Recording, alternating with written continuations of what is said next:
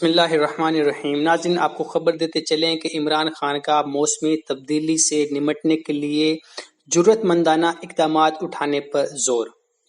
ناظرین، اس سے پہلے کہ میں اپنی ویڈیو کو آگے لے کے چلوں، آپ سے یہ کہوں گا کہ مکمل اور اتھینٹک انفارمیشن کے لیے ویڈیو کو آخر تک ضرور دیکھیے گا، اور مزید نیوز اور اپڈیٹس کے لیے ہمارے چینل کو سبسکرائب کرنا مت بھولیے گا۔ تو ناظرین، نیو یارک وزیر اعظم عمران خان نے عالمی رہنماؤں پر زور دیا ہے کہ وہ موسمیاتی تبدیلی سے نمٹنے کے لیے جرأت مندانہ اقدامات اٹھانے کے لیے اپنا کردار ادا کریں۔ نیو یارک میں اقوام متحدہ کے تحت ہونے والے موسمیاتی ایکشن سمٹ سے خطاب کرتے ہوئے انہوں نے تمام ممالک کو موسمیاتی تبدیلی سے نمٹنے کے لیے مل کر کام کرنے کی پیشکش بھی کی۔ ناظرین، عمران خان نے کہا ہے کہ موسمی تبدیلی اس دور کا سب سے اہم مسئلہ ہے جس سے کوئی بھی ملک اکیلا نہیں نمٹ سکتا۔ انہوں نے موسمی تبدیلی سے نمٹنے کے لیے پاکستان کے حالیہ اقدامات پر بھی روشنی ڈالی۔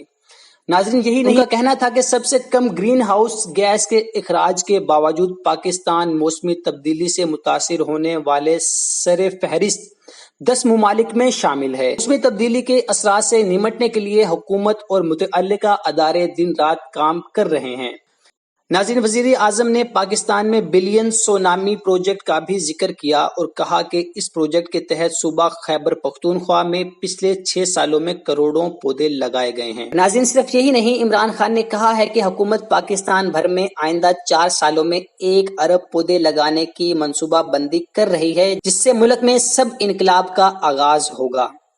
اقوام متحدہ کے سیکریٹری جنرل اینٹونیو گٹیرس نے موسمیاتی ایکشن سمٹ میں عالمی رہنماؤں پر زور دیا کہ وہ موسمی تبدیلی سے نمٹنے کے لیے عملی اقدامات کا اعادہ کریں اور واپس جا کر اپنے ممالک میں اس پر عملی کام شروع کریں۔ تو ناظرین، آپ کو کیا لگتا ہے کہ کیا کبھی اس موسمیاتی مسئلے پر مکمل طور پر کبھی قابو پایا جا سکے گا؟